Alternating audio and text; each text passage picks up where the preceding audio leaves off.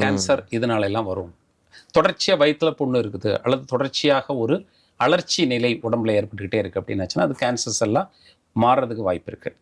இப்போ வந்து என்விரான்மெண்ட்டை நம்ம முதல்ல முக்கியமாக சொல்லணும். டீசல் எக்ஸாஸ்ட் நிறைய சும்மா ஒரு ரோட்டில் நடந்து போனாலே வந்து அந்த காற்று வந்து தூய்மையற்ற காற்று தான் சுவாசிக்க வேண்டிய ஒரு கட்டாயம் இருக்குது. இதெல்லாம் ஆக்சிடேட்டிவ் டேமேஜ்னு சொல்லுவாங்க. உடம்புல இருக்கக்கூடிய ஒரு வேதிவினை மாற்றத்தினால உடம்புல உள்ள நல்ல செல்களை அழிக்கக்கூடிய காரணமாக இருக்குது. இப்போ இந்த நல்ல செல்கள் அழிந்து கொண்டிருக்கும் போது அறகுறையாக அழிஞ்சிட்டு இருக்கும்போது அது உடம்புல சில இன்ஃப்ளமேஷனை ஏற்படுத்தும். அதை முழுமையாக நீக்குவதற்கு இந்த உண்ணா நோன்பு பட்டினி அப்படிங்கிறது உதவியாக இருக்குது.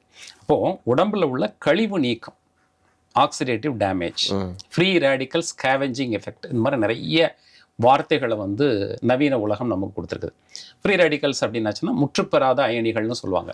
இப்போ ஒரு செல் எடுத்துட்டீங்க அல்லது ஒரு அணுவை எடுத்துட்டிங்கன்னா அதனுடைய வெளிப்புற சுற்றடுக்கில் வந்து எலக்ட்ரான்ஸ் வந்து முற்று பெற்று இருந்ததுன்னா அந்த மூலக்கூறு அப்படிங்கிறது வந்து மூவ் ஆகி வெளியில் போயிடும் அல்லது வந்து எதையும் டேமேஜ் பண்ணாது. இப்போ அவுட்டர் லேயரில் ஒரு எலக்ட்ரான் குறைவாக இருக்குன்னு வச்சுக்கோங்க. ஸோ அது உடம்புல ட்ராவல் பண்ணிட்டு இருக்கும்போது நல்ல செல்களில் இருக்கக்கூடிய ஒரு எலக்ட்ரான் எடுத்து அது முற்று பெற்ற அயனியாக மாறுறதுக்கு உதவி பண்ணும்.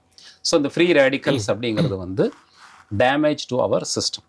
நம்ம உடம்புல உள்ள நல்ல செல்களை எல்லாம் அழிச்சுக்கிட்டே வரும்.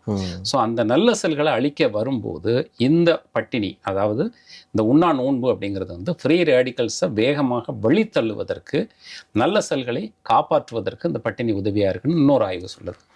இன்னொரு இடத்துல என்ன சொல்லுதாங்க அப்படின்னாச்சுன்னா, இந்த பட்டினி இருக்கும்போது குரோத் ஹார்மோன் கொஞ்சம் கூடுது அப்படின்னு சில ஆய்வுகள் சொல்கிறாங்க.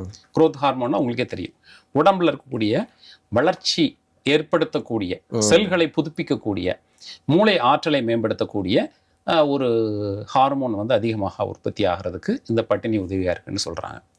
இன்னொரு ஆய்வு என்ன சொல்கிறாங்கன்னா, நியூரோ டீஜெனரேட்டிவ் டிசார்டர்ஸ்ன்னு சொல்லக்கூடிய பார்க்கின்சன்ஸ் டிசீஸ், கை நடுக்கம், அல்சைமஸ், மறதி நிலை, இந்த மாதிரியான மறதி நிலையெல்லாம் இந்த உண்ணா நோன்பு இருக்கிறதுனால குறையுது அப்படின்னு சொல்கிறாங்க.